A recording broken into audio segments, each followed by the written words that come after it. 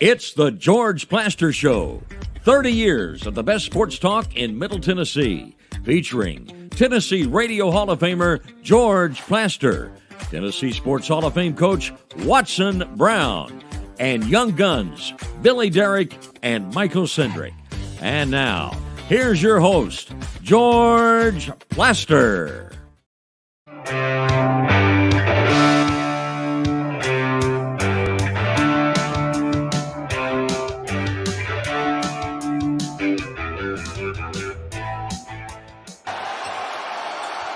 Coming to the end of the third quarter. LeBron James, a shot at history. And LeBron stands alone. The NBA's all-time scoring record now belongs to LeBron James.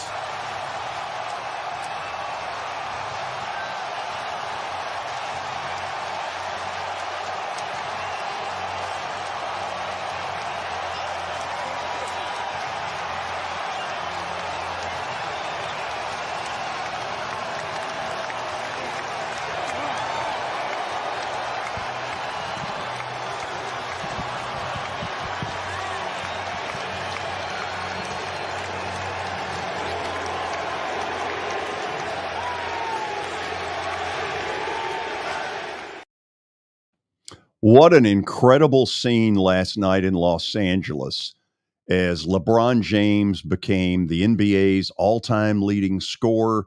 It's a record that, to be honest, 10, 15 years ago, nobody thought could ever be eclipsed because Kareem Abdul-Jabbar had a very long and distinguished career to get to the number he got to. Before we get into some thoughts about LeBron, let's take a look at some of the achievements that have made him the all-time great. Maybe not the all-time great, but certainly one of the all-time greats. 4 NBA titles. I would contend if he were able to get another couple, then you'd really have something to argue about at the very end when it comes to him and MJ. Look at that thing about the double-digit scoring games. That's unbelievable. That means he brought it every single night. Yep. So, congratulations to him.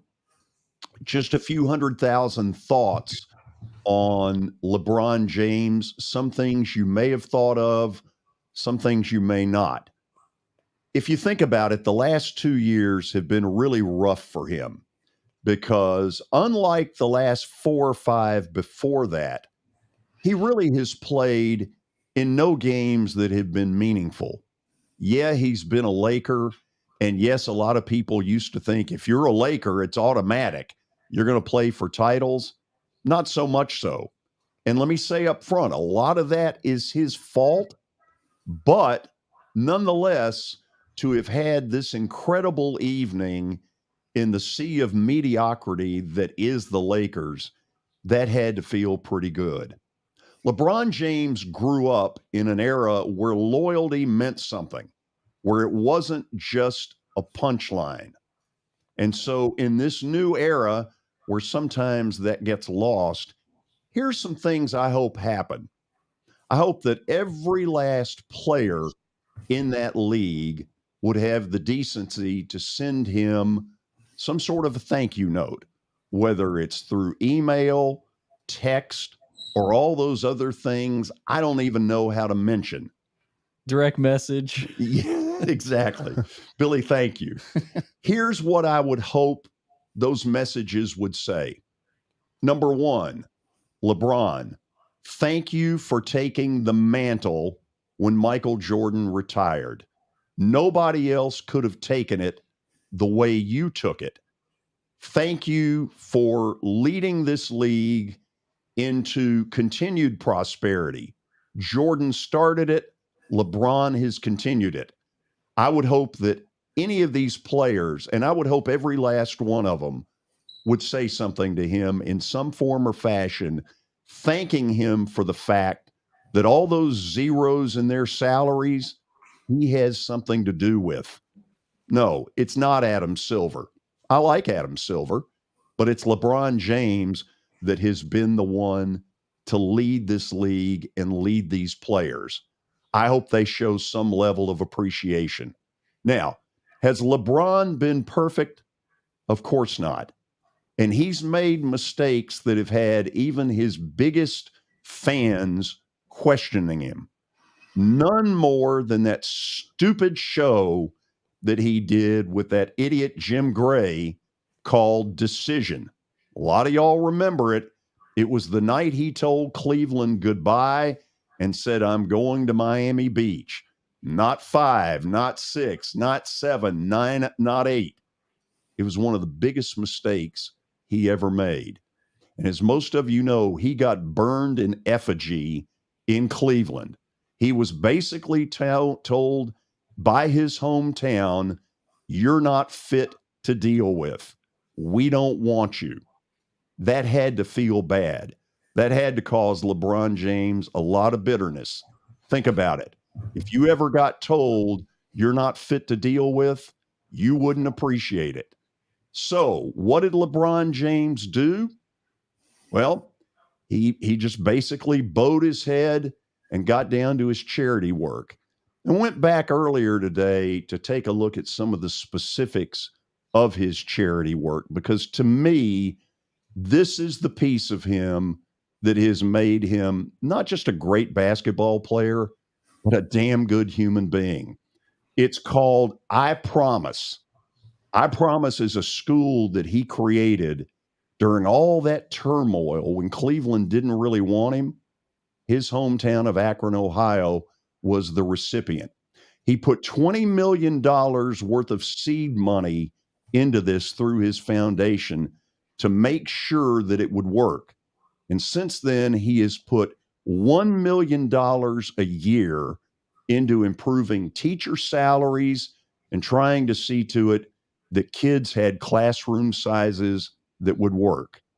So yes, he's made mistakes. And yes, he has probably done some things he'd like to have back. But you know what, Watson? He's a damn good human being. Yeah, I don't know LeBron. All I can do is listen to statements he makes. And the one that I liked before he hit this shot, don't remember who the interview was with, sometime this week. And they asked him about reaching this goal. And he said, to be very honest, it was never my goal. I never thought of being the all-time leading scorer. I've only recently has that popped up. That was when I came into the league, when I'm rolling strong in the league. That's never been my goal to be the leading scorer. I always thought of myself as a basketball player that did all the other things to make us successful. And I just love that statement because I do think there's guys out there that all they want to do is score. And I don't think that's been LeBron. He's not the prettiest scorer in the world. He's not. And he gets a lot of ugly goals but yet he finds ways to score, and his paint presence is just unbelievable. And I think that's been the difference I've seen in him. Michael could jump and did the remember George, the first dunk contest that he won with coming from the free throw line and doing the ball and all like he did. That's iconic still to this day. But he can't touch LeBron inside that paint, man.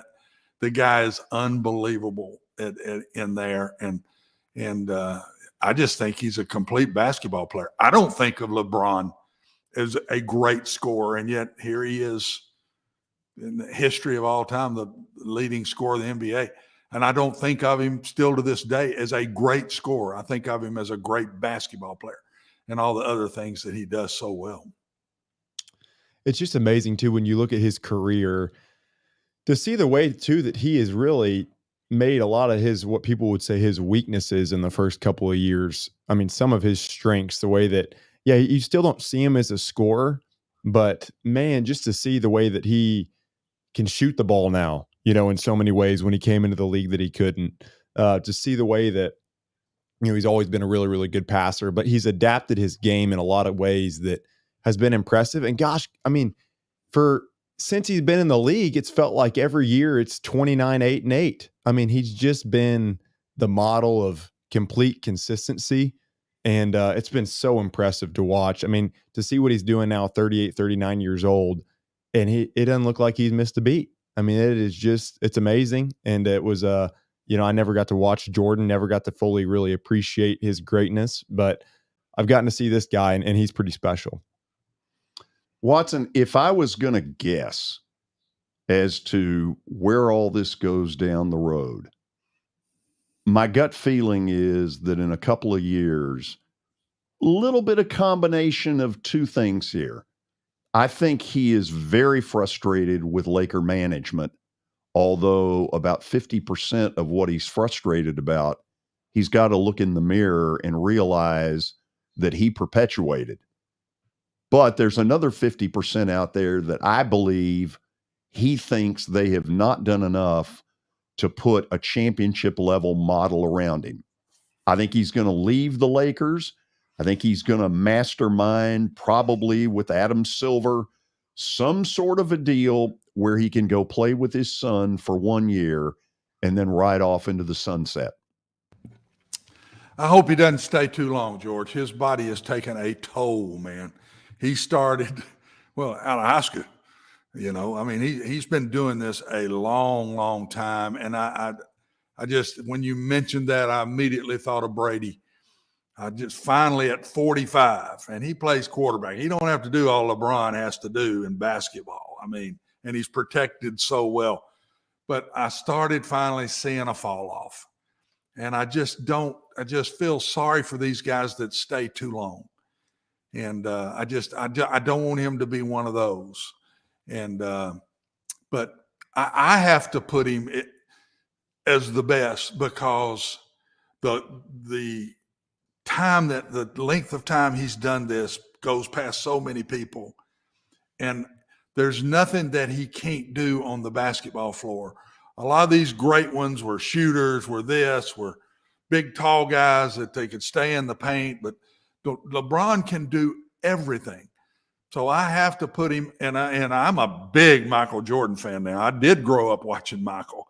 Thank goodness, George, in my time and yours, we've been able to see both these guys and throw Kobe Bryant right in the middle of that.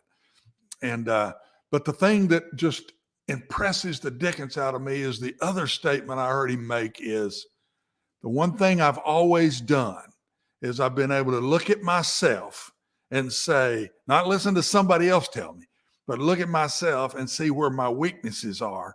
And every time I've had a weakness, I have gutted it till I fix it. And I have worked myself to death. People don't know how many hours I spent on everything that was hard for me. And I was able to fix everything out of pure hard work. And that's not just talent, because if you're a talented shooter, you're a talented shooter when you come in the league. He wasn't a talented shooter, but he said, I worked my fanny off. If I couldn't post up, he said, I wasn't a good post-up guy at all when I first started. I worked my fanny off to become one. And now look at him. He's Kareem Abdul-Jabbar in there sometimes. He can do anything. So I just put him at the top. Sometimes I also hate it. Don't want to eat up all the time here, but I also hate it when sports people are thrown too much into society and statements that one makes. Let all that be. If you want to talk about that, talk about it separate, but don't talk about LeBron James as a basketball player or Michael Jordan as a basketball, or Tiger Woods. Tiger, for God's sakes, caught all kind of grief for different things he's said or done, and I don't like that. I just wish they'd leave these sports people out of that. And the guys that make the statements, okay, if they want to make them and they know what they're going to deal with, I'm fine with that. I'm okay with, but don't put that on LeBron or anybody when that's really not what they're after. That's not what they're after. But basketball-wise, what he's done to me, there was a fall-off, George, when Michael quit. There was a fall-off. You know it. Yeah. I know it because we were there when we were watching it. There was a fall-off. Yep. And then here comes LeBron.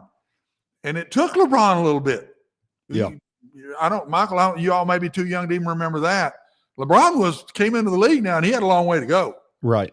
Now, we all saw it. We saw the potential, but he was not, George, a great basketball player when he came into the league. Yeah. And you're right. He had to really transform the way he played. I mean, he was not a shooter at all. He did it out of pure old hard work, man.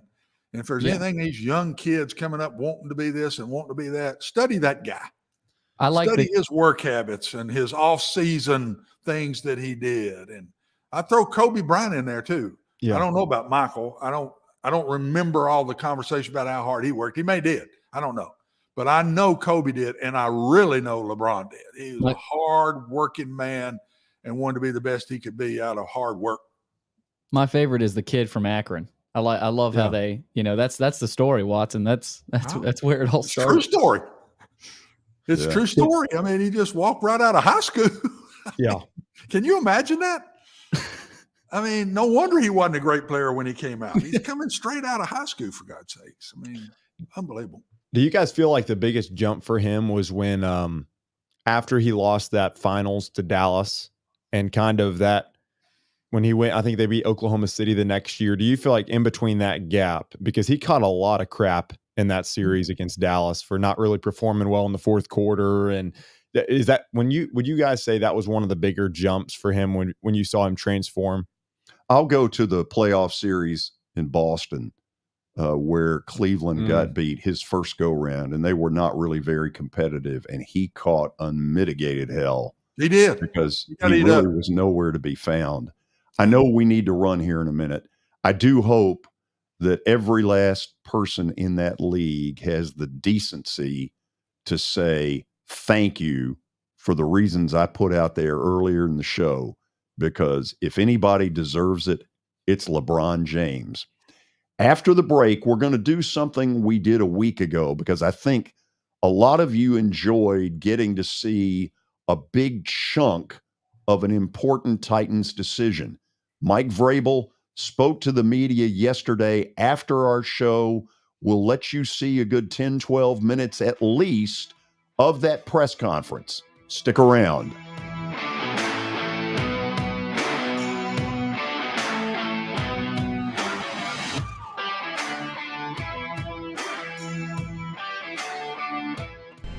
How am I going to get to work?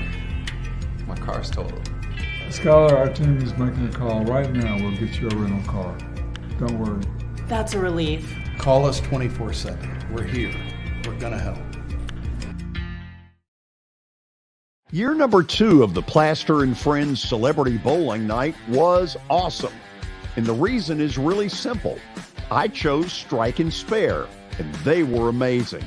They have great food, great bowling, and a staff that is truly ready to go the extra mile to help you. They have 5 family fun centers in the area to choose from. And for more info, go to strikeandspare.com or call them at 615-824-5685. As the trusted premier custom home builder in Middle Tennessee, Donnelly Timmons has over 20 years of experience in the industry. Whether you're looking to build your dream home or renovate your current home, their team will ensure that every client and every remodel is unique, luxurious, and completed on time within budget. Founders Dustin Timmons and Joey Donnelly have over 25 years of construction experience in the Nashville area. Together, they have completed projects in Forest Hills, Oak Hill, Green Hills, Franklin, and Brentwood. Dustin and Joey believe that communication is the most important aspect of all construction projects. Therefore, they personally manage each project themselves and are involved in job site activities on a daily basis. Their commitment to quality and integrity has earned them an outstanding reputation among their clients. Contact them to set an appointment for a free consultation or to view some of their completed projects. Give them a call at 615-456-7983 or log on to DonnellyTimmons.com.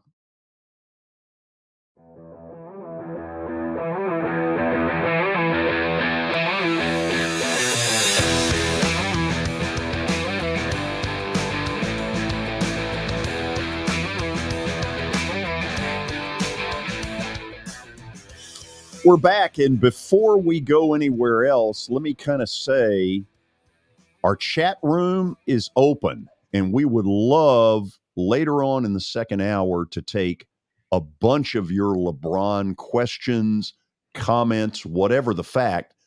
But Billy, we've got one, a good friend of ours, good friend of the show, grew up in Akron, Ohio.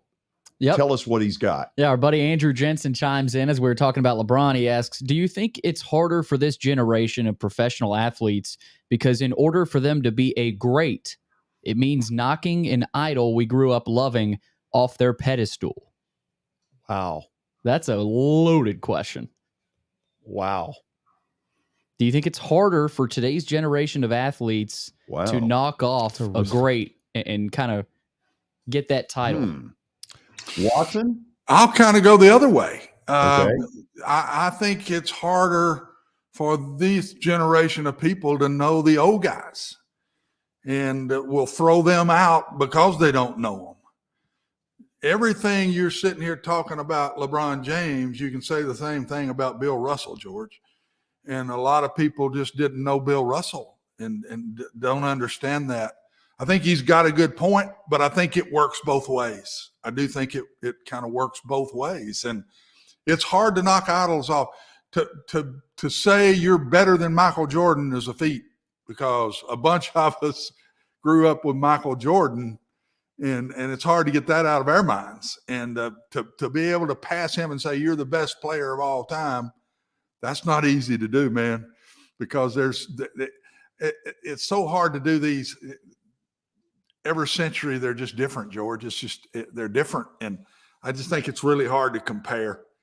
And that's why I hate to say the best player. I like saying the 10 best players or the 5 best players, because a lot easier. It's so hard just to say the best player of all time. Yeah, I mean, it's interesting. I kind of want to go the other way too. I've heard Patrick Mahomes talk about so much how often he's kind of idolized Tom Brady and been able to see this is how Tom did it, and this is what led to him being successful. And so this is what I need to do if I even want to be on that same road. And so, it's hard to knock off the top. That's a feat that there's just only a handful of people that ever do. But when you've got a guy that's kind of your idol that is at the top, and you can look at what he did to get there, kind of gives you a little bit of a roadmap. On to Mike Vrabel's press conference. We'll take more of the LeBron stuff later in the 3:00 hour. Let's listen in on what happened yesterday when Vrabel made official that Tim Kelly is going to be his new offensive coordinator. Okay, Mike, if you could maybe speak specifically about the search at offensive coordinator and why Tim Kelly ended up ultimately being the right person for the job. Yeah, I think it's the right fit for us at this time. It's the perfect fit. Met with some really good candidates. One that we were able to bring on here in our staff to help assist and support Tim and our offense and coach our quarterbacks and our passing game coordinator. But I think what Tim ultimately was able to do was be able to provide some familiarity and some carryover to what we were doing, because I don't think everything's broken. I don't believe that.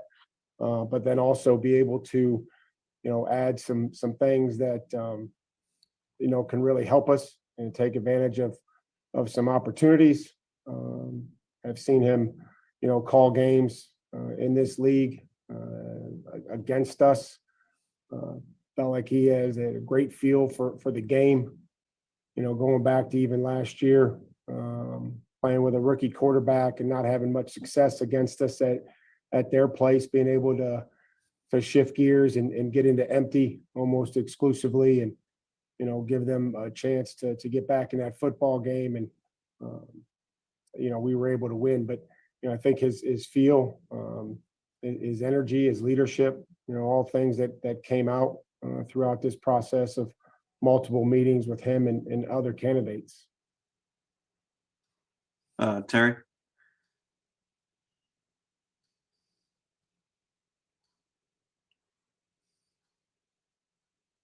Should have went in person.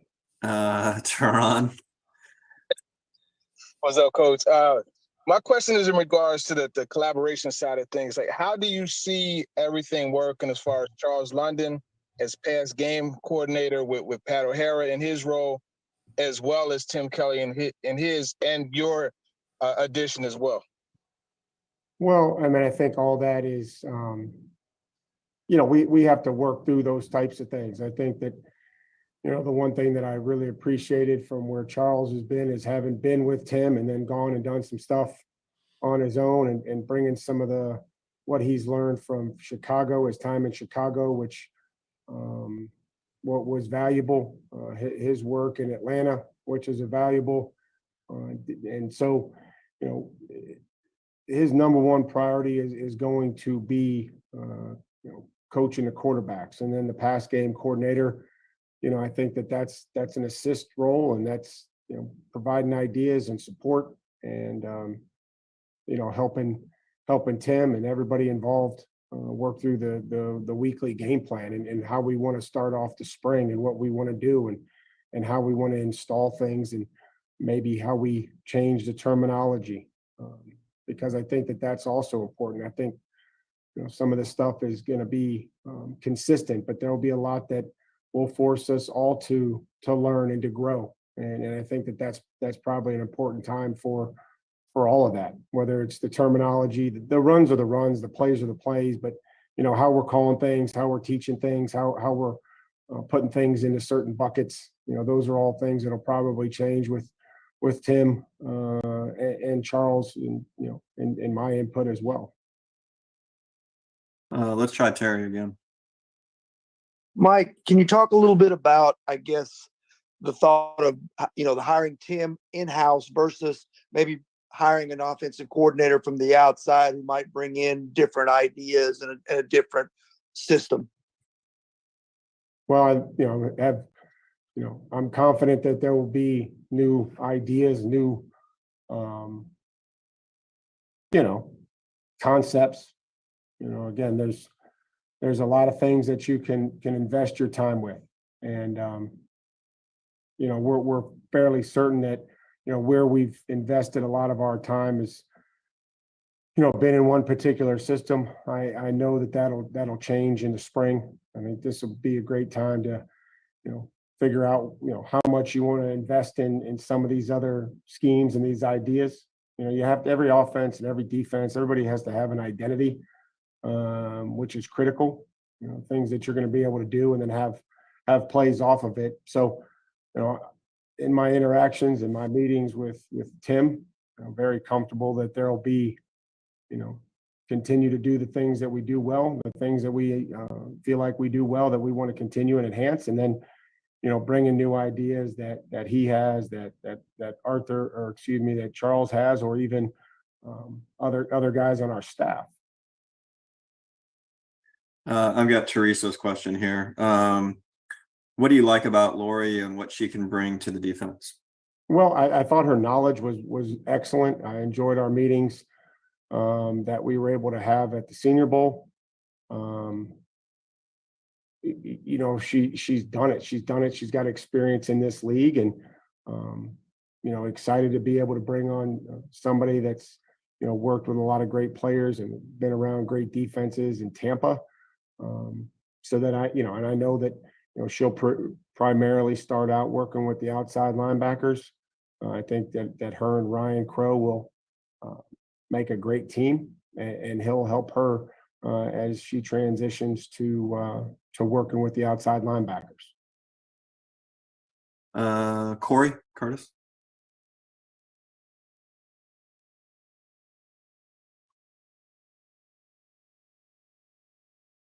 Sorry, Coach. Buck. Okay. Yeah, Mike. With the coordinator hires, I mean, with as often as you guys have gone internal, how important is institutional knowledge for you when it comes to these kind of things? Well, the whole idea, is what I know and what I believe in, and it's more importantly what I believe in. And if I didn't think that we had the right people here, we would try to go and get somebody else. I think we hire really good people. I mean, you see that from other opportunities that we've had in the 5 years that we've been here, putting together a great staff that I believe in, that'll teach, develop, and inspire our players through making a connection with them. And you can see that. I have to identify men and women that I think can continue to grow, have upward mobility, and if they fit what I'm looking for, and they are the right person for the job, well then I'll do my best to put them in those positions. Let's try Corey again.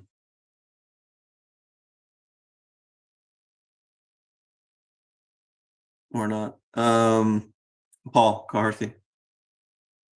Thanks. Hey, Mike, can you talk us through a little bit what Tim's role was as passing game coordinator last year? The times we were out there, we saw him during individual, often with the tight ends only. And we'd like to know, I think, a bit more about what he did when we weren't there. Yeah, I mean, I had asked him to, I don't want him standing there holding a clipboard, charting passes. So, I asked him to focus and assist with the tight ends at practice, or an individual, be an extra set of hands. I like everybody that's out there to be working, doing something to help the football team or the players. Yeah, and then there were, his outside of the time of practice, it was, a lot of preparation in advance. And I think he would come into Todd and be able to meet with me and say, hey, here's what, this is what we can expect. He was able to work ahead. He wasn't focusing on, necessarily calling the game.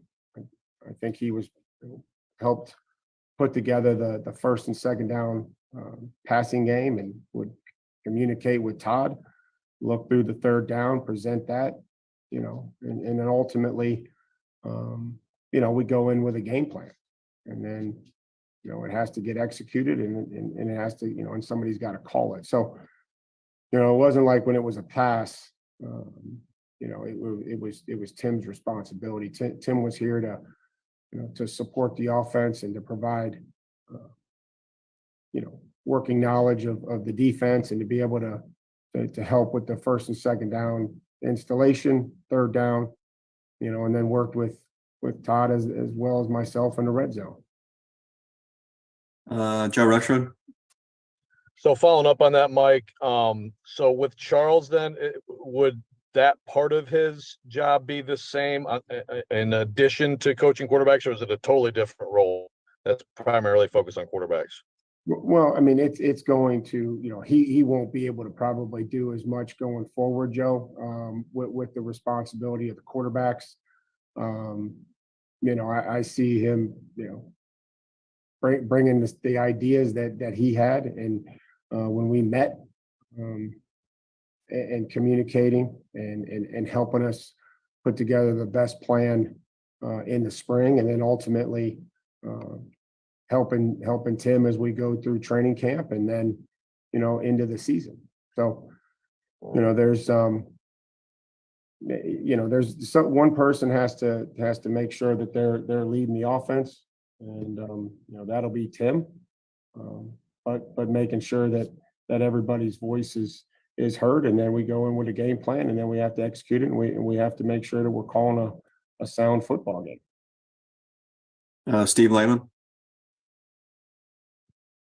Mike, two quick ones within one here. Number one, everybody's speculating on how much the offense should or should not change. How much would you like to see the offense change from what it was with this new cast and crew? And you're shuffling a lot of pieces there on offense. Is there a value to having sort of fresh eyes and new spots as they take on these new roles? I'd like our offense to be, there's things that I believe in. I think that, you have to be able to be efficient throwing the football, and we weren't as efficient as we needed to be. We turned it over too many times. I think you have to take care of the football. I think you have to, play with a physical style, whether that's throwing the football and you got guys that are cleaning out the pocket. I believe in mixing tempos. Having the ability to play with different personnel groups and really finding out what we have available, what we're able to add to the roster, and being creative with who we have, and not just having guys that are in there when we throw the football or having guys in there when we run the football. I think looking for speed, looking for versatility. Those are things that I've talked to Rand about, and him and I will continue to have conversations about that, is making sure that we're doing our best.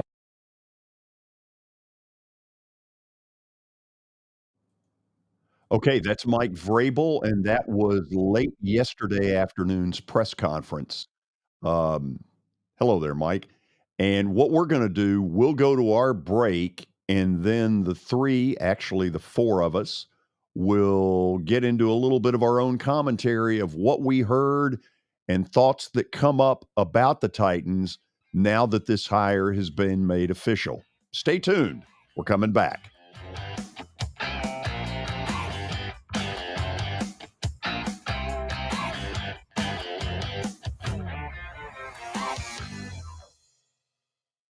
Area colleges and universities have a designated Preds game this season, and Austin Peay State University Govs fans, you're on the clock for Monday night, February the 13th. Students, alumni, and fans are invited to celebrate. College Night Series ticket packages include a Predator game ticket and a limited edition co-branded hat. Tickets can be purchased at NashvillePredators.com/college nights. Pennington Distilling Company was founded in 2011 with the goal of creating original craft spirits that embody the same character as the city they were born in, Nashville, Tennessee. From grain to glass, every step is taken to produce spirits of exceptional craftsmanship and quality. Pick up one of their award-winning products like Pickers Vodka, Davidson Reserve Whiskey, and Whisper Creek Tennessee Sip and Cream today. Or stop by the distillery in West Nashville and the Nations. Follow them on social media and online at PenningtonDistillingCo.com. I know it's getting colder. You're not thinking about golf. However, if you're planning an event for next year, let me suggest golf through Riverside Golf Links. The course has improved dramatically. It's perfect for hosting a corporate or a charitable outing. They've got everything in place to make your event a rousing success. To get more info, call 615-847-5074 or go online to riversidegolflinks.com. Jody Jones has as nice a dental facility as you'll find anywhere. Let's go in and take a look. Are you in the market for a new dentist? Maybe you're new to Nashville?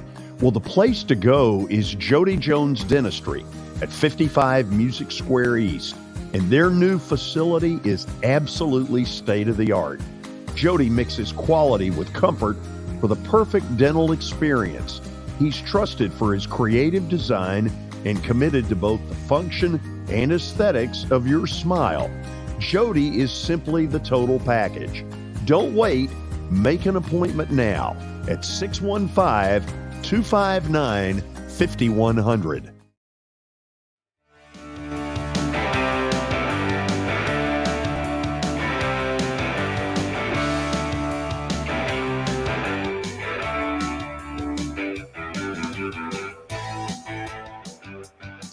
Okay, some of our reactions to what we heard in the news over the last 24 hours that, yes, indeed, Tim Kelly will be the new offensive coordinator of the Titans. Watson, I'm going to come with one out of left field that you're going to go, where did this come from? You ready? Ready. Why would you have a title, and this is not just the Titans, this is everywhere or a lot of places, passing game coordinator? Because here's what I see happening.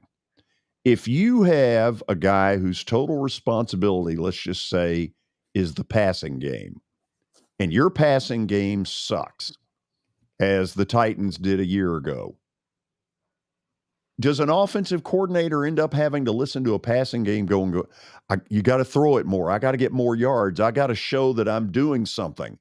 Why would you have that designation on a staff when you already have an offensive coordinator? To me, it just lends itself to problems.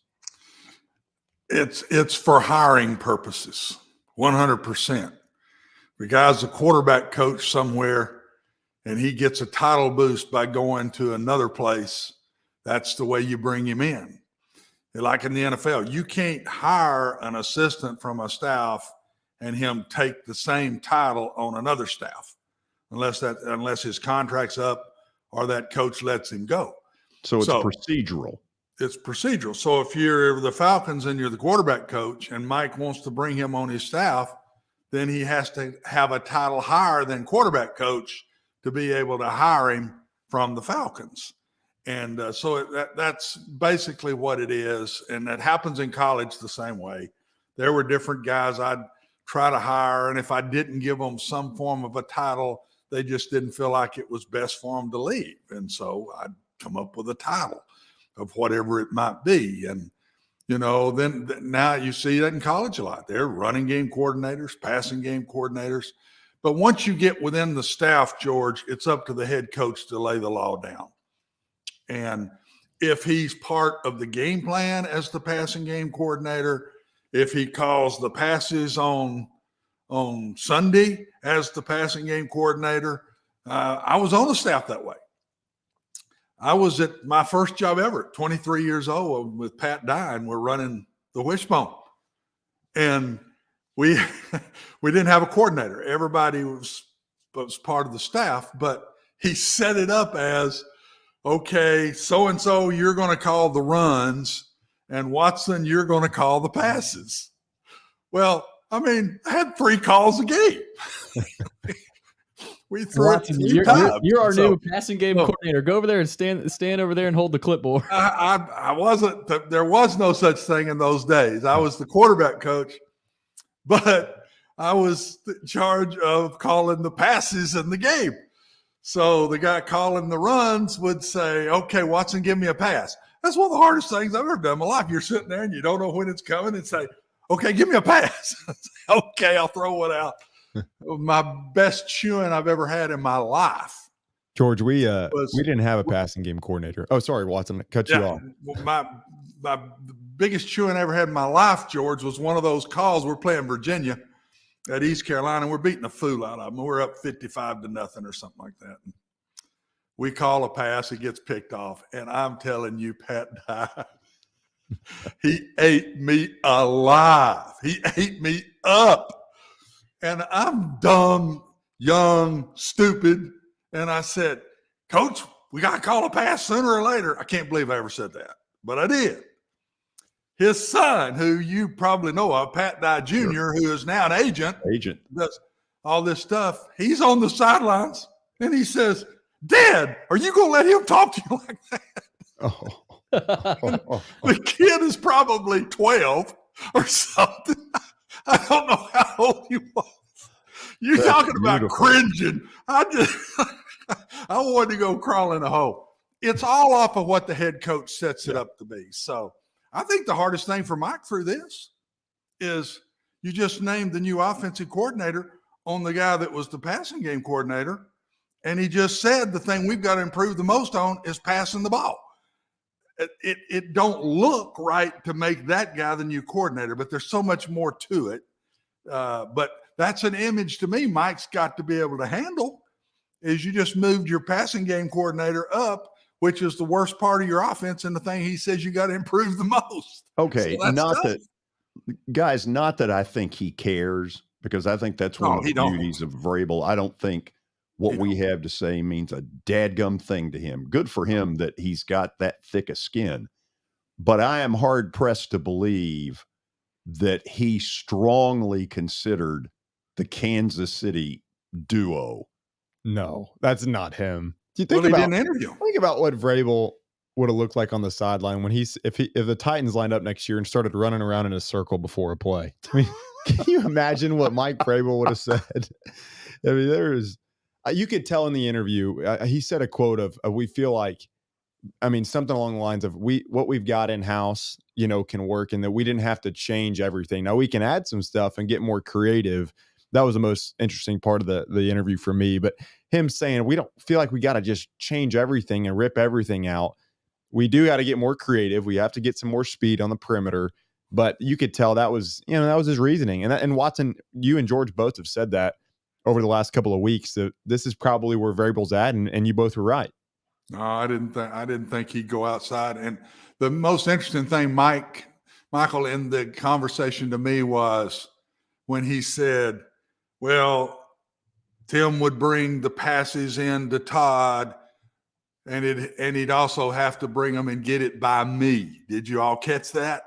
Yeah. So it told me he was very involved last year on the offensive side of the ball, and had to okay the game plan and how it was going to be called. And I think Mike is a very hands-on football coach, and not just on the defensive side of the ball.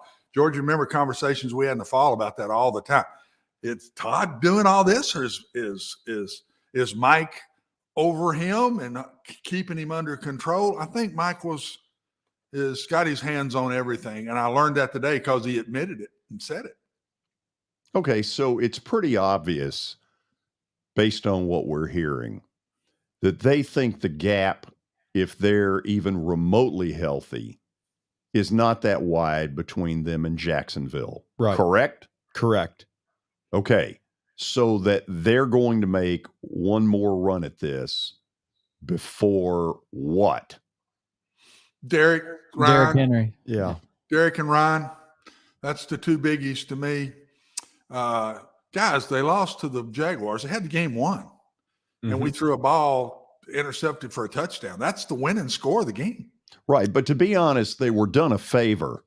Yeah, but they were in that game. They were 100% in that game. But it was going to create a lot of false crap. They were not going to get anything done in the playoff. It was time to say, yeah, this thing's broken. Yeah, I agree with that. But what I think Mike was trying to say is it's not as broken as everybody thinks it is. Fair enough. Yeah. This is fixable. And to me, I agree with that, because that last game, they could have won that Jacksonville game at Jacksonville as easy as they lost it. So they're not far from Jacksonville. No. They're not. But he didn't talk about the piece I think is the most important, and that's the offensive line. I don't think they can win with that offensive line. They've got to change that up. Compared to the rest of the AFC, does being in the AFC South hurt the Titans? Because we keep saying Jacksonville, they're not very good. The Titans are not far from them. Okay, say you beat them, you win the AFC South next year. Are they any closer to the top of the AFC? Oh, good Lord. Not even close right now. But that's a little bit of the problem, Billy, is I think what they're telling you without telling you is the goal. Oh, they'll put it in the season ticket brochure. We're trying to win the Super Bowl. Bull. What they're trying to do is beat Jacksonville. And for next year, that appears to me to be the victory. Sure. Yeah, and Watson, he did get into it was later. We stopped the press conference. He got into the offensive line a little bit. It was brief. He talked about we got to be able to protect the quarterback. So that was good to hear. We stopped it a little early, but I understand why he doesn't think that it's fully broken. I mean, gosh, halfway through the season this year, weren't the Titans 7-3? 7-3, and the year before that they were the number 1 seed, and so I get why, it'd be one thing if this was year 3 or 4 of this and it was dragging on. You gotta get rid of it. But I understand Vrabel kind of saying pump the brakes. I think it's easy for me, for us, for the media to jump on them when they lose. And it's fair. We jump on them. I mean, we're going to call it out when they're not playing well. But I understand Vrabel's point of view. Hold on. Let's not forget, halfway through the season, we were in the driver's seat in a lot of ways in the AFC. But Watson, here to me seems to be the issue that he has no control over. If he has a third year where he's near the top of the league in injuries, and they're doing this whole patch the tire with bubble gum stuff that they've been doing, number one, they're not going to win. And number two, she's going to walk in one day and say, what the hell's going on here? Why have we got all this? Because I don't get the feeling, I could be wrong, that he's really delving into the answers to that question.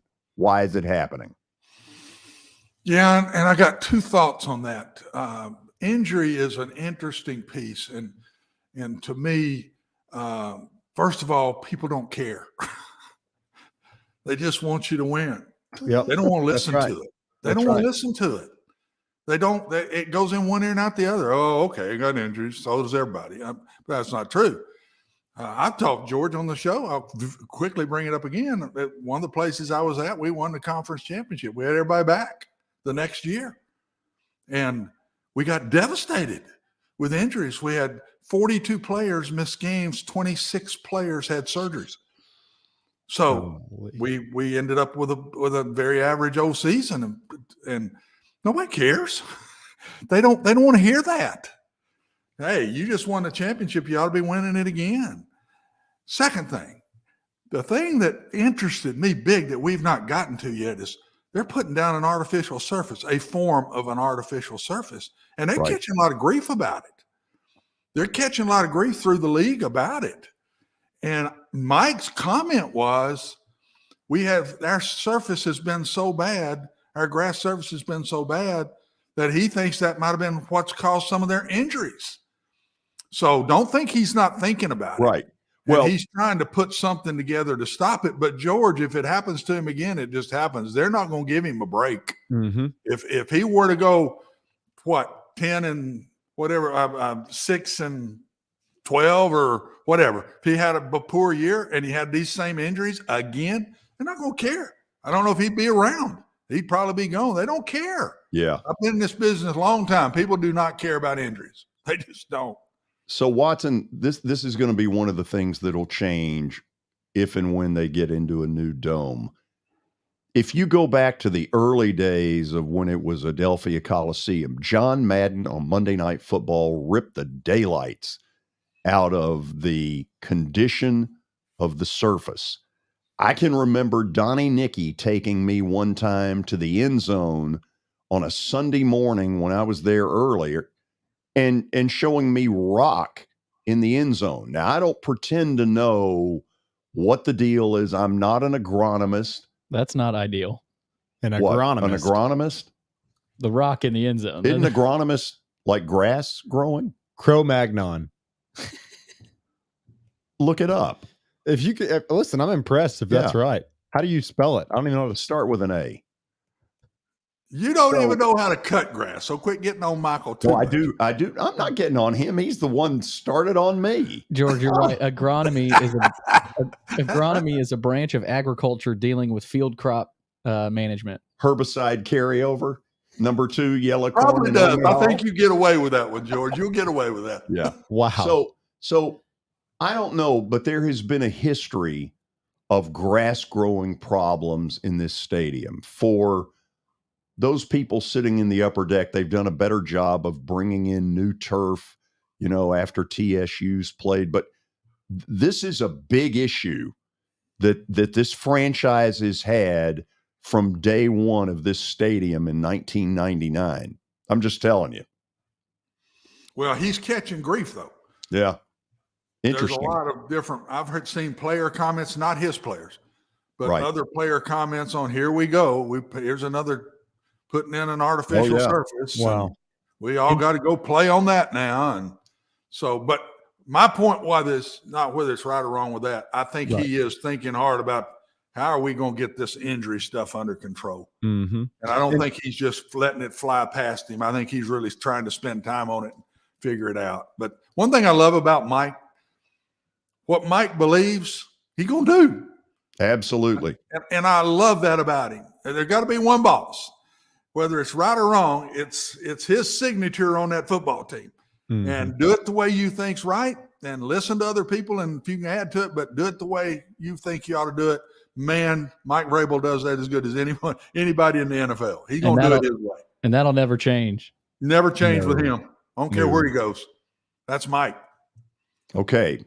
Stat of the day is coming up. And then McGee, not only in the on-deck circle, but he's been there getting ready, compiling the latest data. McGee, we see you, and we're ready to talk in just a few minutes on the George Plaster Show.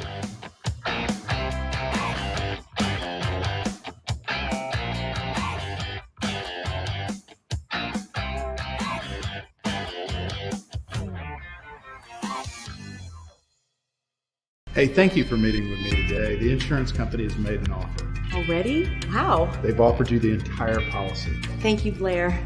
You're so welcome.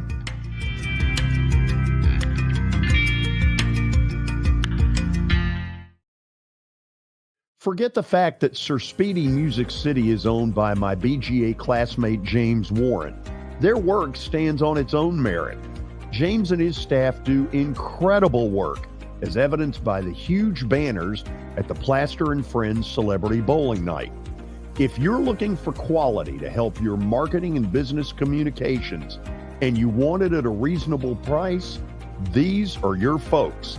Call them at 615-832-9511 or go to print at sirspeedymusiccity.com. And be sure to tell them Plaz sent you. Welcome to John English Antique Sports and Cards, located at 204 East Depot Street in beautiful downtown Shelbyville, Tennessee. Their phone number is area code 931-492-4304. John, obviously, I've been blown away by what I've seen at your place. I've now been there 3 times. But for the person who's never been, what should they expect? Well, we have a 3,000 square foot store, George. Half of it is vintage cards in all sports. And then half of the store is, a lot of people call it the museum, where there's a lot of early equipment and just the history of sports in general. Baseball, football, basketball, golf, tennis, and other items. When somebody comes in there that you know is a big sports fan, what is their normal reaction? Well, I think that they're pleasantly surprised. And, of course, being in Shelbyville, Tennessee, which is a small town that you would never expect a shop like we have to be in. So they're kind of, I don't want to say blown away, but as I said, pleasantly surprised.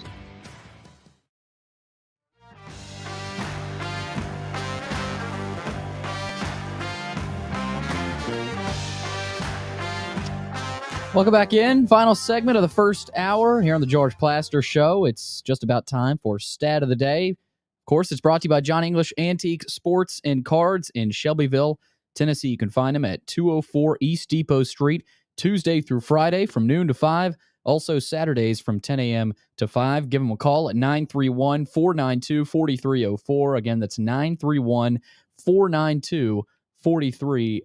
All right, let's check out what Michael's got today for Stat of the Day. College basketball. There are 7 college basketball programs with 10 or more Final Four appearances. Who are they? Watson, you want me to start this? You ought to know this one pretty good, George. I'll help you with it, but I think this one will be right down your little wheelhouse. I think you guys got this one. So let's go with UCLA, North Carolina, and Duke.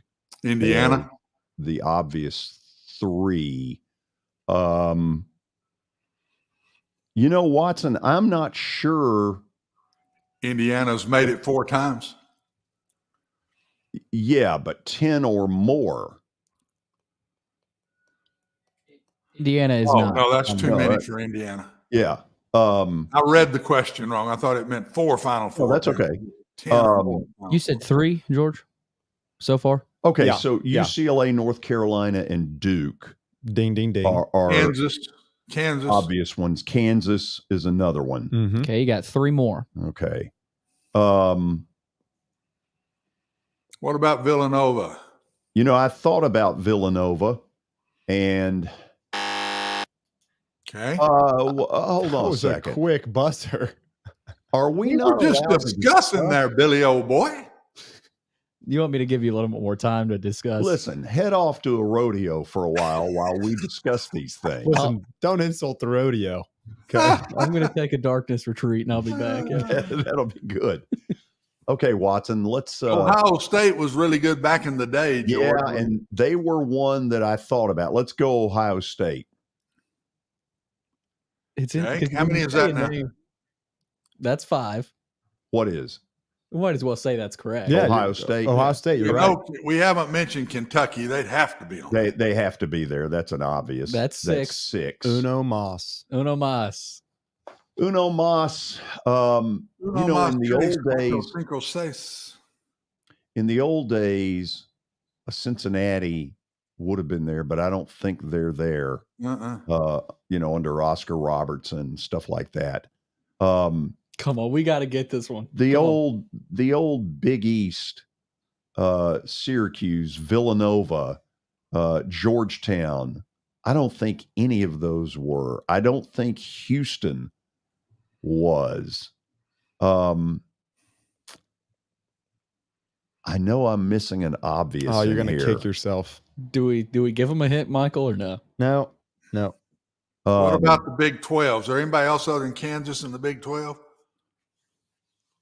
Kansas, Oklahoma, Oklahoma State, Baylor, Texas. Don't think so. Texas Tech, no. Big East. Yeah, we're missing. There's going to be an obvious one. Yeah, we're missing an obvious. Their legendary coach still coaches for him, if that helps. Not Syracuse. Okay, let's go ahead and put it up there. Let's see what we got. Michigan State. Oh gosh, yeah. Hey, 6 out of 7. I'm impressed you got Ohio State. Ohio State Magic Johnson and his group. Say that again, Watson. Watson, what'd you say?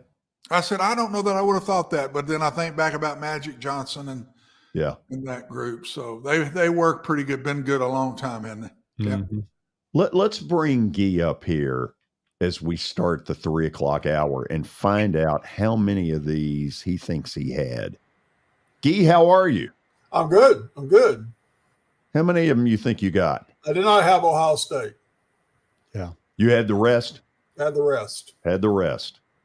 Okay. Mark McGee is our man to talk Predator hockey. There he is. Yeah, we want to see your smiling face. Oh, yes, definitely so. Yeah, there wasn't much to smile about last night. The Predators got obliterated. Ridiculed, just name it, shocked, stunned. It was horrible. Yeah, they left a you-know-what in the punch bowl. Oh, so too many nights on the beach or something. I don't know. Yeah, so I'm, like everybody else that walked out of there last night, asking myself, what is this team? What are they really? And why do we have to have team meetings every time, they get beat? What is missing here? Everybody's asking the same questions. People who are smarter hockey people than me are asking the same questions. Nobody knows what this team is about. You'll talk to some experts and they say, oh, they're not going to make the playoffs. And you talk to others and say, well, they probably will. Right now, they're in hockey limbo. They're the 21st team in the rankings overall. And that means they're not even close to being 4 points out of the wild card situation. And so they're not in the playoffs yet. And then they're also not far enough down to be in the race for the number 1 pick as far as the lottery goes. So they're kind of in a limbo situation right now from that standpoint. So I just don't know. I mean, Colorado's getting hotter. Everybody thinks Colorado's going to make a huge surge here.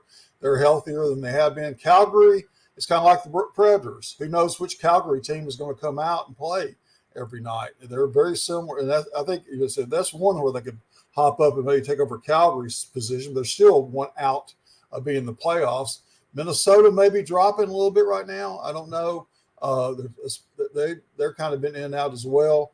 But it's going to be tough. The Avalanche is going to climb up a little bit higher than 8th. I think they're going to move up higher, and so it's going to be. So they've got Hopscotch, Calgary, and somebody else. Las Vegas. They made the Vegas Knights a lot better than they really are. Now, I know they're tied or right where I think temporarily they're in first in the Pacific Division, but they're not that good right now. They got a lot of question marks, and Nashville helped them answer a lot of those question marks last night. They're also a ton quicker than the Predators. Oh, how much quicker? I mean, it's like, oh my God, incredible. And so many breakaways they had. It was just like, I thought, man, they're a veteran team, and you cannot make mistakes against a veteran team. They are going to make you pay for it, and that's what happened last night. So David Poyle as good as any writer any media person that's covered him. Right. He's a guy that appears to show a lot of patience during, troubled times. But even he had to walk out of that arena going, "What the hell are we?"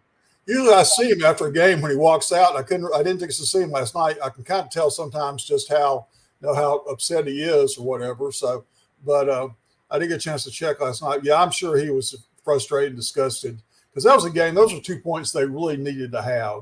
Every game is important with like 38 games left, but they really need those 2 points last night. You're at home. You're back. You've got a 3-game winning streak. And the team you're playing has a 4-game losing streak, and everything should have been right there for you.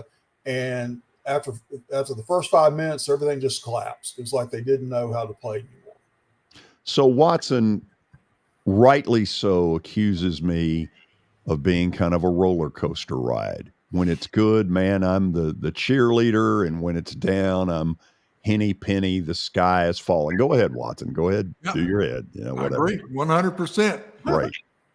But Guy, doesn't there come a point where he has to make a gut call? And did last night take him more toward who's kidding who? This ain't a playoff team. Well, I mean, if they are a playoff team, how good are they? I mean, are they going to be a one series and done team like the last several have been? I mean, if they make it, they're not going to be a dominant team in the playoffs. I mean, the playoffs are a different season and all that, but I just don't see them becoming a dominant team in the playoffs. Do they move anybody? I don't know. They just signed Tommy Novak to a contract. They signed Cole Smith to a contract. They've got like $11.9 million left for the rest of the players they have. I think they've got like 4 restricted free agents and 5 unrestricted. I'm not sure whether they're interested in signing all of them or not, but they don't have a whole lot of cap money to deal with right now. But most teams don't. That's going to be interesting as far as the trade deadline goes. Is how the cap situation affects what teams and what they go after and what they don't go after. Matthias Ekholm, defenseman, they've been talking about him. It's been a possible trade situation. Dante Fabro's name comes up now. Dante Fabro would loosen up about $2 million, a little bit over $2 million for them. So, as far as cap space goes, so I don't know. And Matthias Ekholm would open up like $6.2 million, I believe is right. So, so do they move one of them from a cap standpoint? Do they pick up somebody else? What do they do? The big thing that's missing from Nashville is they don't have a breakout scorer. Somebody's going to really, really lead this team and get 50, 60 points, 40 goals, 50 goals a year, 70, 80 points, 50, 60 goals, 40 or 50 goals a year. Somebody that can really be that consistent player that they can go to. I mean, they've got players, they've got Duchesne, they've got Johansson, they've got Forsberg, they've got but when Roman Josi, a defenseman, is leading your team in scoring, your offense is having problems. Watson, say hello to Guy. Guy, how in the world? We near broke records last night for shots on goal. How in God's name? Shots the first 50 minutes, roughly, I think it was. Yeah. How does that happen? I wish I understood hockey well enough. I know if I got 3 first downs in a football game, I wasn't going to win many games. But when you can't even get the puck to the goal, you're not going to win. How's that happen? What did they do? I didn't see the game. What did they do last night to where we could not get pucks at the goal? They weren't aggressive. There was no aggression. They weren't very aggressive at all. They just did not.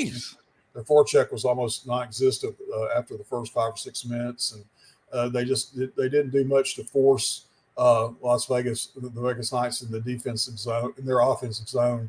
The forecheck was just not there, and they couldn't get anything going in the middle of the ice at all. I mean, there was just not much happening. They took a lot of shots that were errant. I think Fabro hit a post, and a couple of shots went through the goalie, but went sideways. They didn't go into the net. They went through the goalie's legs, but went to the sides of the goal. So they had some chances, but they just luck figures in. But they just did six shots on goal in the first 40 minutes, and really roughly the first 50 minutes. It's not going, like you say, it's not going to win you many hockey games. That's for sure. Well, and then when Soros doesn't play good, and we give up a lot of goals, whoever's fault it is. I mean, we got no chance. We just don't score like that. And so we've got to play great defense to McGee. If we're going to get in the playoffs, if we're going to make any run in the playoffs, it starts with our goalie.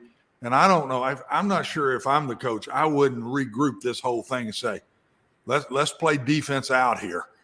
And well, that's what they have to do. That's what they've been doing mostly. I mean, defense. It is, boy. I don't know. I mean, and that's been winning games for. But defense has been a stronghold of this team for years. But offensively, you look at the guys on the offense and you go, why aren't they scoring goals? And why aren't they scoring more goals? You got guys who like Duchesne Johansson who are making big money and they're not living up to their contracts. I mean, Duchesne scores last night. And it was one of the prettiest plays I've seen in a long time. Forsberg finds him, and it was a beautiful play.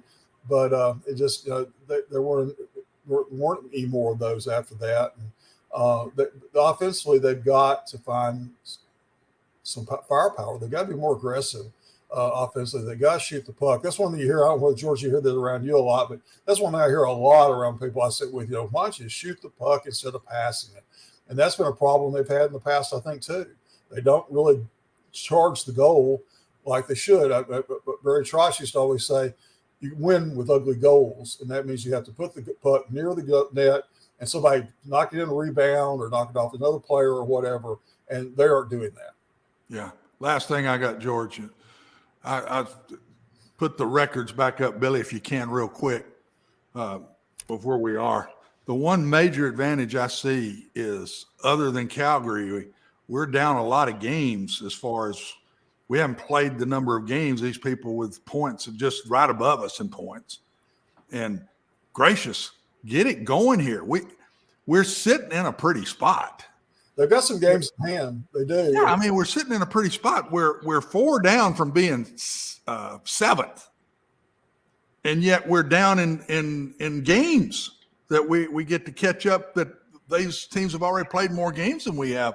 I don't see us at all in a bad situation, but get a little sense of urgency and get this going, for God's sakes. Well, that's what happened. I think that's what everybody was expecting last night. Where was the urgency last night? And that was a game they should have come out and not necessarily dominated, but they should have won it. I mean, they lost to them 5-4. I think it was New Year's Eve at Las Vegas in an overtime situation. But they can play with the Vegas Knights. They just didn't play last night the way they should. It was one of the worst games I've seen them play in a while, I thought.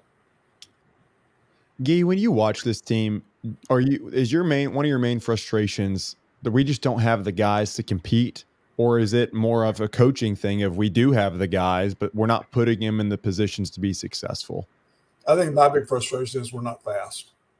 When you play these other teams like the Vegas Knights, you play Winnipeg, you play Avalanche, those teams. I mean, you see the speed so much so, and you go like, why aren't we faster? Why aren't the Predators faster? And they're not. They're not built for speed. They're built for being an aggressive defensive team. They're built for making hits and taking hits. They're not. It's not a speed team right now.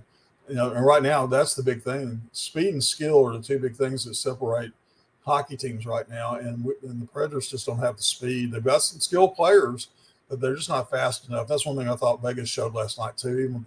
There were so many breakaways that was just incredible. I think that's the biggest problem. The speed thing frustrates me more than anything. Guy, I'm going to take you back, and George would love to kind of hear your take on this as well. What I'm not saying is that the Preds have got some gigantic run in them, but if I remember correctly, when the Predators did make their run a couple years back, and this time during the season, the optimism wasn't necessarily at an all-time high. Take me back a little bit of what that was like when you were, put yourself back in those shoes when the Predators made that run. At this point in the season, what were the frustrations? Where was the team at? Well, you talking about a couple years ago? Yes, correct. Yeah, I think that I think that hockey is a streaky game. It's become even more so. You see teams win 3, lose 4, win 4, lose 2, lose 3. You're seeing a lot of that. And I think that people were waiting for them to do something. And I think that's why people are sitting here right now going, well, maybe they still have a chance because they've done it before. You saw St. Louis do it a couple of years ago. St. Louis came out of nowhere to make the Stanley Cup Finals. And the Pittsburgh Penguins did it several years ago. They were like 21st in the league at one point, right after the All-Star break. I don't think that's about right. It's been going pretty far back, but they go to the Stanley Cup and win. It's just it's a matter of just taking advantage of what you got, and it's coming up. So I mean, I'm still, because of those situations, I'm still thinking, okay, maybe there's a chance, maybe they can still do this. But they've got to beat Philadelphia Saturday, and they sure have to beat the Coyotes on Monday. And the Coyotes have been a real spoiler lately. I don't think they want to win games that badly because they want to be high in that, try to get the Connor Bedard pick. But but the Coyotes have snuck up on some people, and so they have to really be watching that. And the Flyers beat the Predators here 3-1, and that shouldn't have happened either. So they've got to go up there. I wonder if anybody in Philadelphia really know there's a hockey game on Saturday. Good thought, Gee. Appreciate it as always. We'll do it again next week. Sounds good. Thank you. Mark McGee with some great perspective on either what is or what isn't going on with Predator hockey. After the break, we're going to learn a little bit about Kansas State football, defensive end, and I think a little bit of a linebacker at times. We'll find out which one it is. Eli Huggins is going to join us. He's working out, getting ready for the combine here in Nashville. We'll talk to him about it next.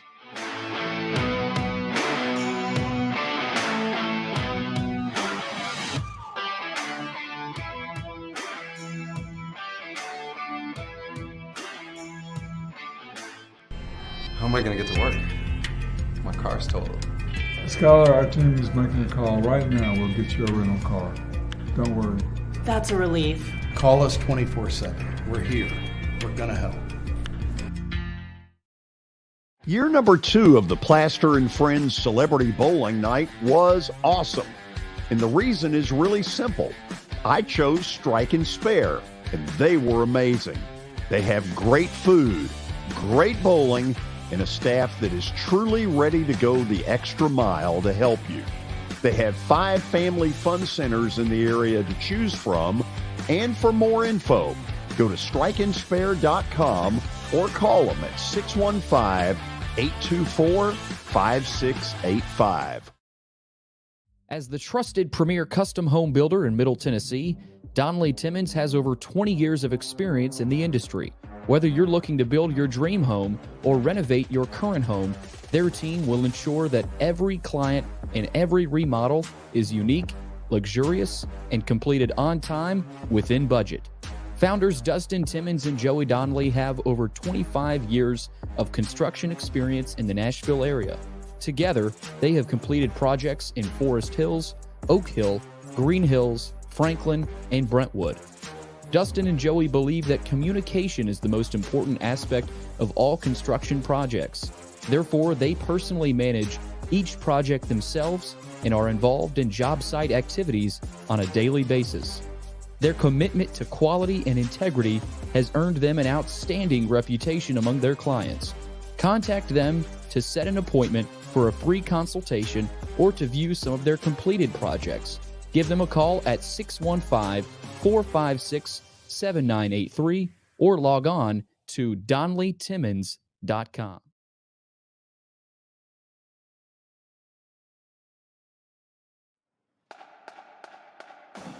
Introducing Drum Major Brian Long and Assistant Drum Major Sharon Worcester and Amanda Jolly with our award-winning Wildcat feature twirler Katie Goodwin.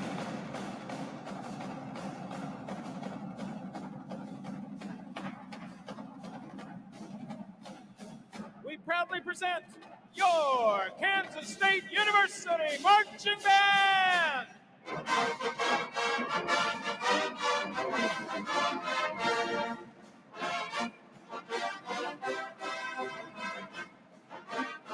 I love it. That ought to put a smile on Eli Huggins' face. Kansas State defensive player joining us to talk a little bit about his training in Nashville, getting ready for the combine. So, do you know the words to that song? I probably should at this point, but I couldn't say them off the top of my head, unfortunately. Yeah. Now, all kidding aside, there are a couple of things I want to know about when it comes to Kansas State football. It seems to me, going back to Bill Snyder, that there is a culture there that is really good. And I don't know if you played for Snyder at all, but I know that there has been, gosh, you know, his handprint is all over that program. Yeah, I was actually very fortunate. I had the opportunity to play 2 years under Coach Snyder. And there's no doubt that he built one heck of a program, and the culture that he established there is second to none. And I think he laid the perfect foundation for continued success going forward. And then you end up getting a coach in Chris Kleiman who has to make this big jump. It looks like he's done it flawlessly. How did he pull that off so smooth?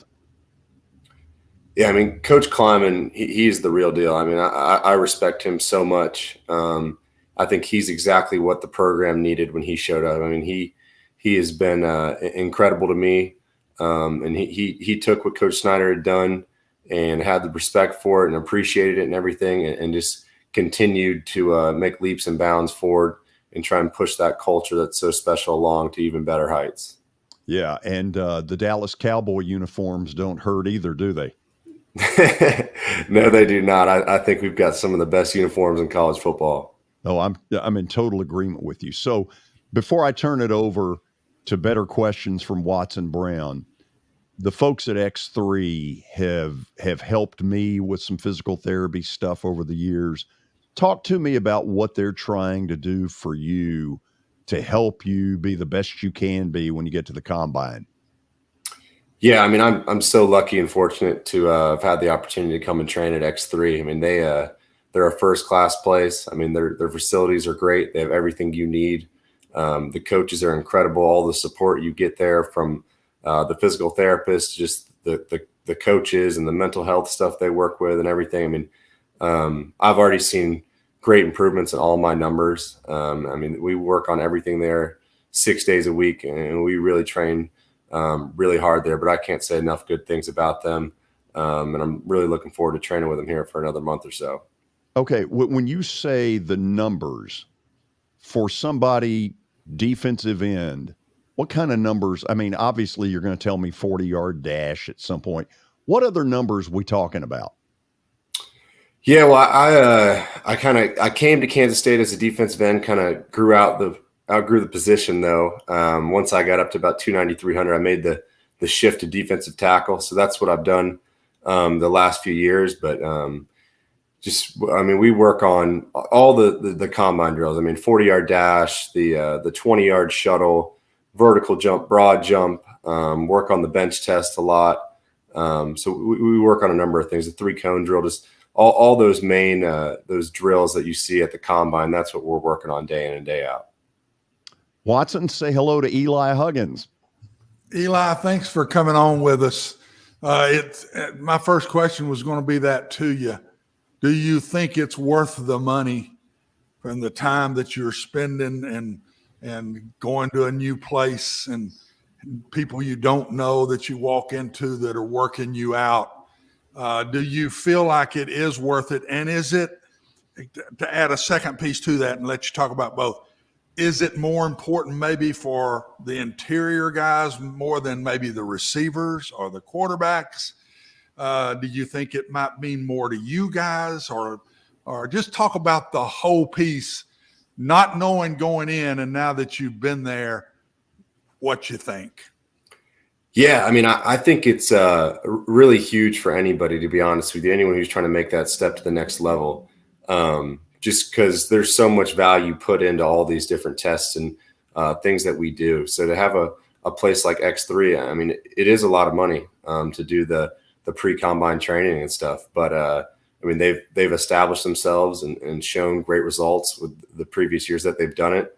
And I was fortunate to have a former teammate of mine who had trained with X3 before, and he had nothing but good things to say about X3 and made me feel a lot more comfortable to take that step and that leap to come and work out with X3. But like I said before, I can't say enough good things about him. I've already seen great improvements in my numbers, and I'm hoping to keep trending that way.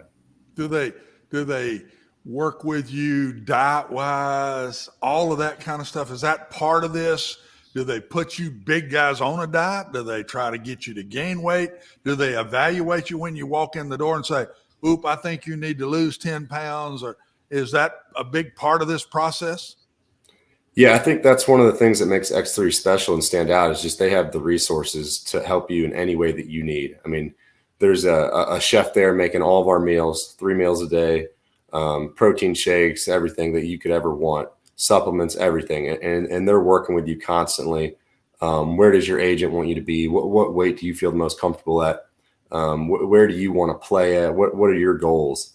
And whatever your goals and stuff are, that they're going to work with you and help you in any way that they can. Eli, are you a guy, because these guys, the defensive linemen that I've watched through my career as a coach and watching them head to the NFL, some of my guys going to the NFL, do you feel like as a defensive lineman you fit, linemen are thought of, well, he fits a 4-down system or he fits the 3-down system. Would you be one of those guys that fits both, and would you be an interior 4-down guy and a quote 5 technique, or are you more of the nose guard type that would fit the 50? What do you feel about yourself and where you'll end up, and will the 50 teams and the 4-down teams go after you, do you think? Yeah, I've been really lucky that in my time at Kansas State, I got to play a lot of different positions. And these last 2 seasons, I was a nose guard. I played 0 tech. And we really ran like a 3-3-5 defense, which has gotten really popular in the Big 12. Yeah. But my first 4 years at Kansas State, we were a 4-down team. So I got to play a lot of 3 tech, a lot of nose guard. This year, I got some snaps at end, even in certain packages and stuff. So I'd say at this point, I'm a little more comfortable with the 3-down stuff, just because that's what I've been doing mainly the last 2 years. But I still have a lot of experience playing on a 4-down team. So I think I could get the job done for sure in any defense out there. But right now I'm a little more comfortable with the 3-down. And last thing, and I'll give you to Michael to finish it up. When you were in the 3-3, and I've gone against the 3-3 a lot in my time, in the 3-3, did they use you more as a 2-gap guy? Did they move you more?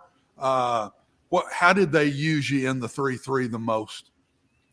Yeah, the way we looked at it was more of a gap and a half. So we'd focus on playing the backside of the center's release, and then if you were able to add up and help on the front side of a play, then we had the freedom to do so. But our main responsibility was backside A gap, and then just be a ball player, make some plays. They did move us around, just depending on game plan and stuff. Some teams we cut up the front a lot more than others. But just our base defense on a typical coverage call, we're just playing backside A gap. We called it lagging, and then add up if you can help. Eli, talk to me a little bit about how cool of an experience was the Big 12 championship game, and what that was like for you and for the program. Just give me some memories, just describe that for me. I mean, that was an incredible game, and I would just love to hear kind of when you think back on that game, what you remember. Yeah, I mean, that's got to be the highlight of my career. That took a long time coming, and a lot of years of work, and just an incredible buy-in and grind from the team to get to that point. And I mean, that was our goal the whole year. And I actually used my 6th year last year, and used my COVID year, my extra year eligibility, and came back. And I came back because I knew we had a great team and a bunch of good leaders, and we had a great opportunity to try and go win a Big 12 championship. So obviously the season wasn't perfect. We had some losses and stuff, but we never lost sight of what that end goal was and where we wanted to be when the time came. So, I mean, we just bought into the program. Everyone believed. We stayed the course through the ups and downs, and to be able to be a champion and be victorious at the end of the season is one heck of a feeling. Let me ask you this. I'm going to take it from the NFL perspective. If I'm the Dallas Cowboys and I'm drafting and I look and see your name is up there, what am I getting on the field? What am I getting off the field when I draft you? I think you're getting a guy who's incredibly dependable, a super hard worker who's very consistent, not going to make mistakes. I mean, just plays the game the right way in my mind. Just kind of an old-fashioned, gritty, tough guy who's going to clog up the inside. I love it. And I guess one more for you. I got to play college ball as well, and George mentioned culture and that idea. But I want you to go a little specific into what attributes of Kansas State makes it so special. Obviously, their culture is, but what in their culture? What do you guys pride yourself on that makes the program so special that you feel like is your secret sauce for success? Yeah, when it comes to Kansas State, we had 4 core values, and that's discipline, commitment, toughness, and being selfless. And I think if you can get a team to just buy into those 4 things, you're going to have success. And this past year was the best buy-in I'd ever seen with my 4 years under Coach Kleiman. And obviously the results speak for themselves. And I'd say the other thing is just family. I think a lot of people like to throw that around and claim that their university or their team or whatever is a family. But at Kansas State, it's not taken lightly. I mean, from the fans to the coaches to the admin to just professors and the student body, everybody involved. It really is a family, and everyone around that program just absolutely loves Kansas State. So it's a super special place. Eli, I really appreciate you taking the time to do this. Tell everybody at X3 that I said hello, and continued good luck to you down the road. I appreciate it. Thank you for having me on. Absolutely. Eli Huggins, formerly a defensive end, now a defensive tackle, Kansas State Wildcats. We thank him for joining us. We'll go to the break.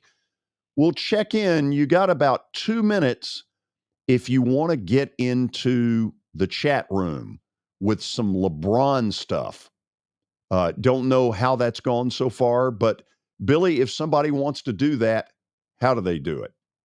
George, all they got to do is type into the search bar, bottom right corner of wherever you're watching, typically on YouTube. That is in the bottom right corner. Twitter, it'll pop up on the Twitter sphere where you're watching it, George. And then Twitter sphere? Yeah. I like to call what it the is Twitter that? sphere. Well, maybe for some of the older folks, that's what they like to call it. But why is that an age issue? No, it's a joke, George. Oh, I know, but it didn't seem like I took it well. But no, bottom right, George, on YouTube, that's the best place for people to fire away their questions. Okay, we'll go to the break and we'll take a few questions. Then we'll go plaster bet of the day. I need a win. Stay tuned.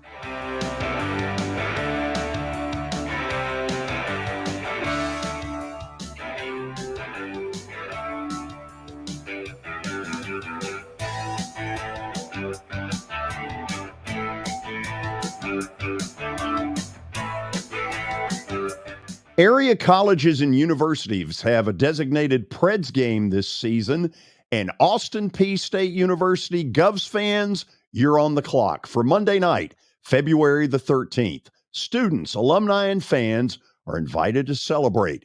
College Night Series ticket packages include a Predator game ticket and a limited edition co-branded hat. Tickets can be purchased at NashvillePredators.com/college nights. I know it's getting colder. You're not thinking about golf. However, if you're planning an event for next year, let me suggest golf through Riverside Golf Links.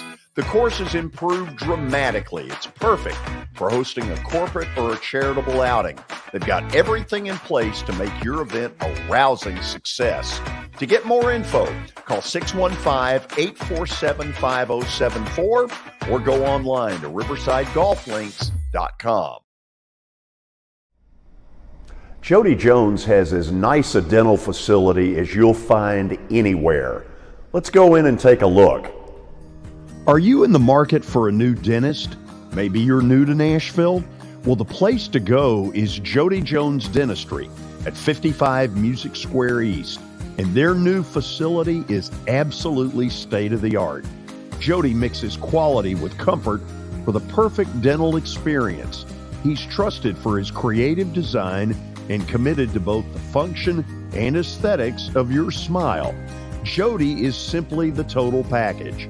Don't wait. Make an appointment now at 615-259-5100.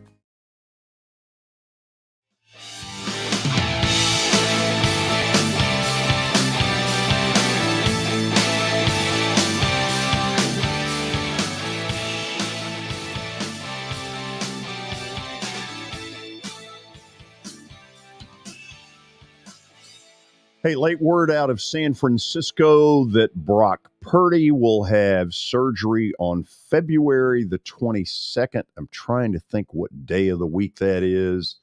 I don't guess it really matters for the purposes of this, but that's the date that it's going to happen. Watson, how serious is this? Oh, you're muted, Watson. Is it ligament damage or is it Tommy John surgery? I don't know which one it is. It sounded like it was Tommy John, and Ooh, we know. that's serious. Yeah, That's look, serious. as I say that, I don't know. So let me bag that off the table and say I'm not really sure. Okay. I remember I don't know. I didn't hear it. Yeah, I remember hearing things about Tommy John, but I can't say I've seen it. So Well, that's major reconstruction if you do that. And yeah. if it's one ligament, then that's a different story. I hope it is the one that I heard that it was one ligament, but I hadn't heard the recent. I know he was getting second opinions and all of that. It's amazing, George. They're of all the teams in the NFL right now, they've got more question marks at quarterback than anybody in the NFL. So given their uncertainty and what we saw yesterday, are we to basically say, look, the Trey Lance thing, it isn't going to happen? I don't go there. I don't know the answer to that. I don't know how they really think underneath inside the organization. That's why I say they've got more quarterback issues, I think, than anybody in the league. The only thing I've seen is there's the strong rumor that they're not bringing Garoppolo back. The only thing I've heard, and I don't even know if that's definite. That could have been one of those rumor mill things, but it's going to be interesting to watch them. And Purdy's injury did not help this situation at all. No. I think they were starting to say, we may have our guy. Now what do we do from here? And now they can't say that, George. They cannot say that. This puts them in a tough spot. Billy, go back. I could see what you were doing a minute ago over there. Yep. This is from Ian Rappaport on Twitter. He says Purdy will meet with Dr. Keith Meister in Dallas on February 21st and will have surgery on his torn UCL on the 22nd. So it's just the one ligament. Yeah. Normally that's 6 months, 7 months to come back. He could be throwing by camp time and be okay. I don't know. And think about it. All of their thought processes, guys, come from injury. Yeah. Every one of them have been hurt. Garoppolo's been hurt a ton. Trey Lance has been hurt a ton. Now Purdy's hurt. I mean, every one of their guys, all the question marks around them are, how healthy are they going to be? Or do we put a lot of money in any one of these because they've been hurt the whole time they've been there? This is Purdy's first injury, but he's not a big kid. He is not a big kid. So I don't know. I'm anxious to watch them and the decisions they make.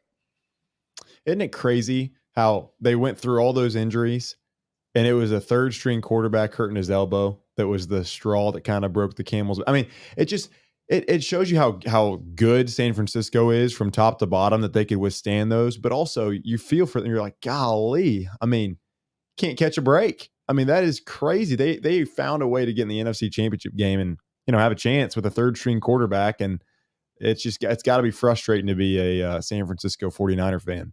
Yeah. And to even take that further, Michael, the fourth guy got hurt. Oh, The fourth guy got hurt. They're playing McCaffrey and then put Purdy in to hand the ball off in the fourth quarter. It's an unbelievable story. Yeah. And where they go with this, I wouldn't want to be sitting in their shoes. I don't know which one I'd pick. I'll say this real quick too. I think I hate that Brock Purdy is seriously injured, but shame on the people that, thought he was being soft, not going back in the game. I mean, That kid has got stones, and to be able to do what he did all season and step in and, you know, look fearless in the moment, and then suddenly you create some narrative that he's not really hurt. I mean, that was crazy. So that's just a learning lesson. Yeah, Michael, as long as I've been in the business, anytime a guy hurts a joint, it's always more serious than the old fan thinks it is. And then it looks, The joints are dangerous, man. And you hurt a wrist, that can completely ruin your career. I lost a really good football player that was going to be an NFL guy that lost his toe because of a toe injury in his joint. They ended up having to take his toe off after a long fight, guys. Wow. Anytime I see a joint get hurt, I don't want to listen to these people say, "Oh, he ain't tough. He needs to go back in the game." Yep. That's a different deal than hurting a muscle or something like that. It's a different deal. We ready for chat room, George? Let's do it. All right. We've got Andrew Jensen kind of with a little follow-up. He says, as a Cavs fan who grew up in Akron, Ohio, watching LeBron play in high school, I have very mixed feelings about LeBron, but I try to give him some credit. That feels like sort of the consensus. So what do you guys think the perception of LeBron James is as we stand? In Cleveland? Well, I guess in and around Cleveland. that area. Yeah. I think it's a mixed bag. I think there's a group that blames Dan Gilbert and has sort of said, you know, he's a butthole and rich. There's another group that thinks that the second time he ran out on him, that then he was a traitor. But here's the thing. Underneath all that, and I brought it up earlier, the amount of charity work he has done in that state has got to account for something in people's thought process. Because I'm telling you, LeBron James has made a difference up in an area of the country that needs that kind of help. He's made a difference. And even begrudgingly, some of those people have to give him his due. Well, George, and the way he left was tough. But I'm telling you right now, when his career is said and done, he is going to be a hero in Cleveland. Sure He's he going is. to be a hero. He is a hero in Akron, 100% so. And so I just don't go with all that. Yeah, don't come back with that. That's just sour grapes. They love the guy, and they'll really respect him when he finishes up. The one thing I wish, Michael, that these guys wouldn't do publicly, the NBA's real bad about this, is get involved in who comes and who goes, and we need to bring this guy in. And I just wish they'd play. I don't think it's wrong to go into management and say your piece, but don't publicly I just wish they'd stay out of that. I think it hurts their stature. It gets messy. Yeah. I just do. It's not their job. They're there to play. And I got no problem going in and saying, man, we got to get a shooter in here. Or I've got to have a guy inside to balance this floor up a little bit. Or I can understand that, but publicly to say, hey, we need to bring this guy in. And if they don't get him and he goes somewhere else, man, this place don't care about us. And I don't like that, George. I just maybe I'm an old timer. No, you all but may I disagree will say, with me on that. I will say this, Watson. I think he's one of the maybe. And I'm not saying LeBron. I'm just saying all of them. I'm saying maybe that he's one of the three or four in the league that has earned a little bit of that right. And the other thing is he's 38 years old, and he's got the right to say, I came here because you all promised me we were going to be a winner. Now, the flip argument is, well, we listened to you and we're stuck in salary cap hell, and you're a big part of it. So this one works both ways. Yeah, it does. But can't you do that without having to do it publicly? I don't like airing it over Twitter. That's where. Can't you go in the office and close the door and say, hey, guys, what the hell here? I came here to do this. And you should. To me, I think that's the way it should be done. And I watched Michael Jordan, and what was the GM that he fought with? Jerry Krause. Oh, that went on every day. And Will Perdue tells great stories about it, and just great stories. And yet they kept winning. They kept winning, and but I just don't know if it's best for the whole image and the franchise and everything to do it that way. It was that was. Of course, I'm a ugly- coach. I don't want to listen to all that. So. Yeah, I'm reading a book right now that David Halberstam wrote about this whole thing, and it's the best Bulls book I have ever read. And you're right about one thing: Cherry Krause, Michael Jordan was filthy ugly. Woo! What's the name of the book? I'm gonna get it. You know what? Text it to me sometime. Let me know, because I like reading about that stuff. Yeah. Okay, we got a good Titans question here from Jess on YouTube. She asks, which quarterbacks in the NFL would make the Titans instant Super Bowl candidates? Ooh, good question. Which ones are out there available or just in the NFL? She just said in the NFL. Oh, so. Lord. We can name those pretty quick. Let's start out with Mahomes. Yeah.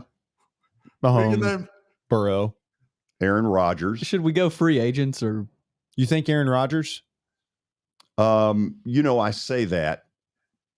Who knows? Is Not there on been this any roster. update on Aaron in the locked in closet? Have we heard any more from Aaron after he went into the dark? I don't think that happens until, is it next week? Is it next week? Oh, he's not in the dark yet. We'll be covering it extensively. He may be playing in the golf tournament somewhere. When he's in the dark, we're going to be left in the dark. We're going to send Michael out there to cover it. Reporting to you live. The house is still dark. That's unbelievable to me. So, okay, we named the obvious 5. ones. This is Josh Allen. Which ones are on the border? We know the obvious. Let's go with the ones that are on the borderline. What do y'all think about Trevor Lawrence? Would Trevor Lawrence come in here right now and be the answer for a long time do y'all feel that about him? Well, okay, you got to tell me what you've put around him. That's what we've also got to think it's about. there right now. He walks into our team right now. Is he the difference maker? Answer we is take the next step. Okay, the answer truly is there is not a quarterback that can. The real answer is crazy. With this receiving core, there's not a quarterback that can pull this off. Then let's get off of Ryan Tannehill's back a little bit. Then. Well, you might be right about that. There you go. Not even Mahomes. Who's been taken up for Ryan Tannehill for 2 years? Me. You have been. That guy just that. made your argument, Watson. George helped me with that right there. And what have you gotten out of that? Nothing. Okay. Well, zero. Yeah. Just thought I'd ask. Yeah. Okay. You're right. What else we got, Billy? George, we have another question. Do we now? I think it was from last week left over. Michael was the one that realized it. What was it, Michael? Well, I had a buddy ask me last night. This probably isn't what you're talking about, Billy, but I think this is worth talking about. That's what I was thinking of. Is there an active NBA player that could catch LeBron's record that he now holds?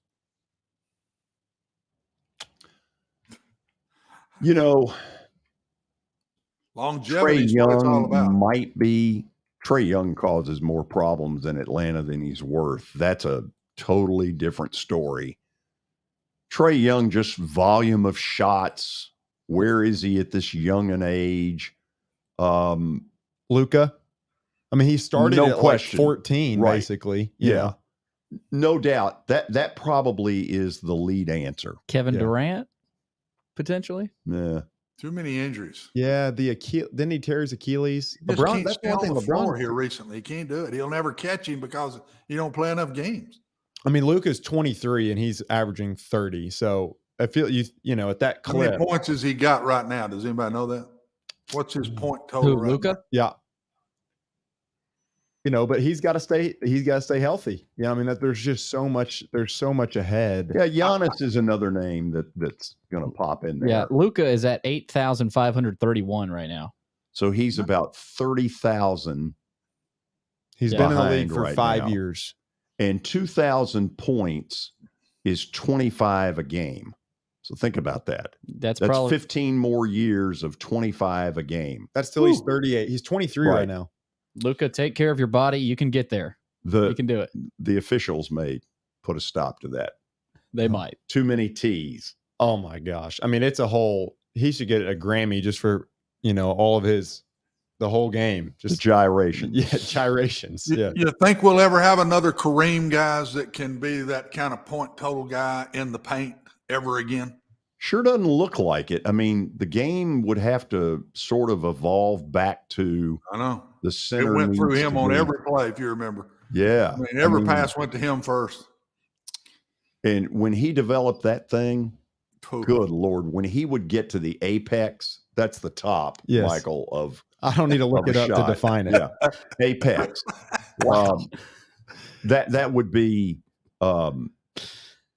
nobody. I mean, you look at some of the pictures of him with that sky hook, and nobody was ever close. How did people stop it? They didn't. They didn't. Like Really? he's the leading point getter. I mean, you couldn't block it. You couldn't. That is unbelievable. Yeah. George, you've got a good hook shot, don't you? Yes. Little Yes, I drop do. step.